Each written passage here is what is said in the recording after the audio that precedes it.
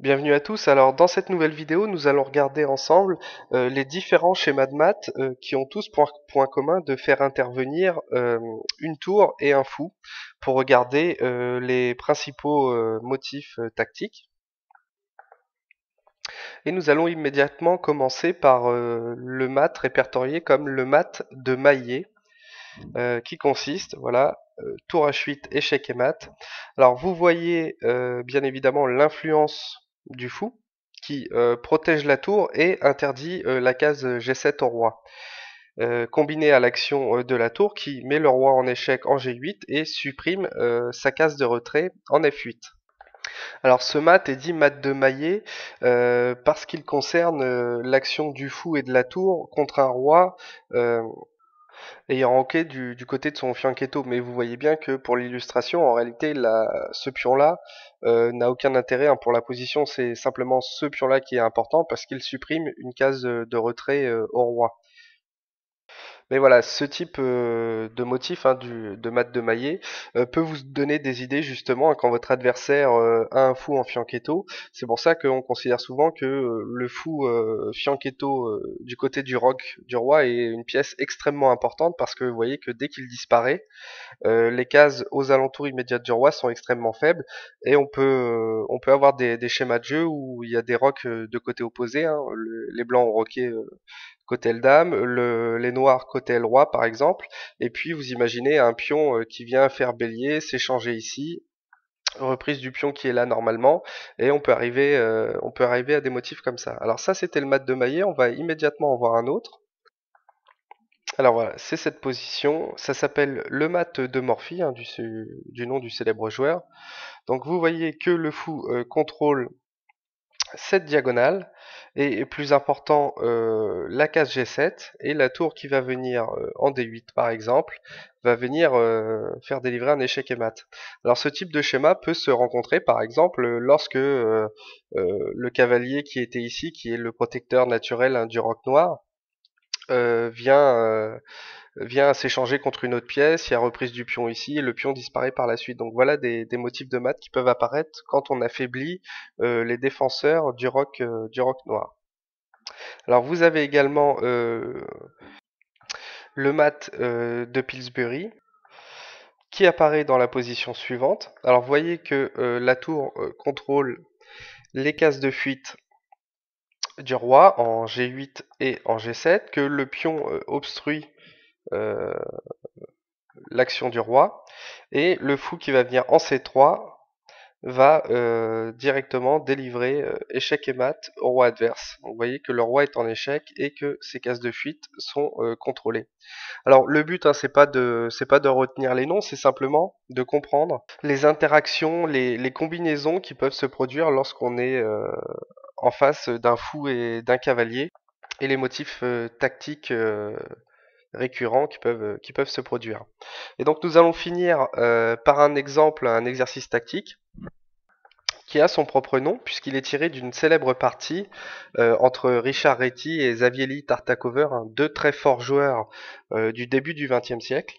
Alors la partie n'étant pas très longue, on va la regarder en intégralité. Alors ça commence donc Richard Reti à les blancs, Xavier Tartacover à les noirs, et c'est une partie qui a été jouée au tournoi de Vienne en 1910 en cadence semi-rapide. Voilà. Alors E4, C6 constitutif de la défense carreau-canne. Euh,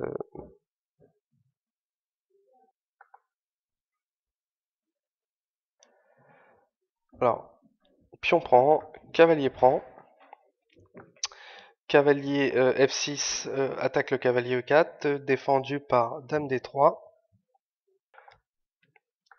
E5 attaque le pion D4. D prend E5. Alors dans cette position, au lieu d'échanger les dames, les noirs ont préféré faire un échec intermédiaire. Dame A5, fou D2 qui développe le fou et en même temps attaque la dame. Et là, la dame récupère le pion en E5 avec une menace sur le cavalier puisque vous constatez que le cavalier est attaqué à la fois par la dame et par le cavalier F6. Et il n'est défendu qu'une seule fois par la dame en D3. Étonnamment, les blancs, menés par Richard Reti, n'ont pas défendu le cavalier et ont simplement joué grand roc. Alors cette position est la position de base du mat de Reti, intitulé ainsi évidemment à cause de cette célèbre partie. Alors la question que je vous propose de vous poser, c'est est-ce que, parce que là du coup c'est au noir, le trait est au noir et le cavalier est attaqué 2 fois, est-ce que, défendu une seule fois, est-ce que les noirs peuvent prendre le cavalier en toute sécurité ou pas? Alors, si vous souhaitez regarder les suites tactiques de cette position, je vous invite à mettre votre lecteur sur pause. Pour les autres, je vais donner immédiatement la solution. Alors, la suite de la partie, Xavier Tartac a joué cavalier prend E4. Voilà. Et ça nous donne l'occasion d'illustrer le fameux mat de Reti, qui se rapproche un petit peu des combinaisons classiques que vous avez vues tout à l'heure, des autres combinaisons qui font appel à un fou et à une tour. Pardon. Donc le premier coup, c'est Dame D8, sacrifice de dame. Vous voyez que les noirs n'ont pas d'autre solution que de l'accepter, puisqu'elles n'ont aucune case de fuite. Et là, le coup Fou G5, qui crée un échec double sur le roi. Et donc, s'agissant d'un échec double, comme vous le savez, il ne peut pas être paré, parce qu'effectivement, si le cavalier prend le fou, il n'en demeure pas moins que la tour continue de faire échec, et de la même manière, si on part l'échec de la tour, le fou continue de faire échec, donc le coup est illégal. Donc les deux solutions à la disposition des noirs, ont deux cases de fuite, ici, et le résultat est absolument le même dans les deux cas. Si le roi vient en E8, échec et mat.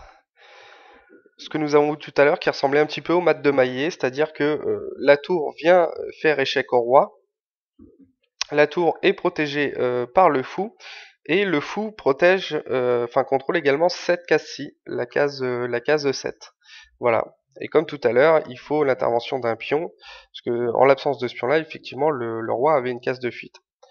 Voilà. Si le roi de partir, donc là je suis revenu à la position initiale, de partir de l'autre côté de l'échiquier, la sanction est la même.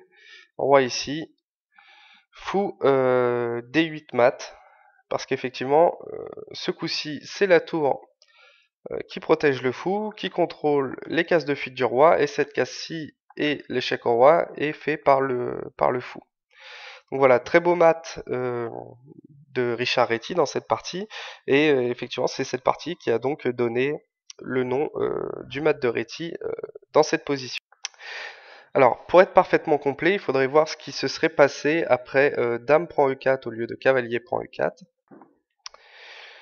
Et donc effectivement, si les noirs avaient pris avec la dame, simplement le petit coup de tour, tour E1, clouer la dame sur le roi, qui ne pouvait donc pas s'échanger avec l'autre dame, et ça aurait contraint les noirs à sacrifier leur dame sur la tour et rester avec un déficit de matériel dans cette partie. Alors j'espère que cette vidéo vous a plu et qu'elle vous donnera quelques idées pour réaliser de jolies combinaisons. Et je vous dis à bientôt.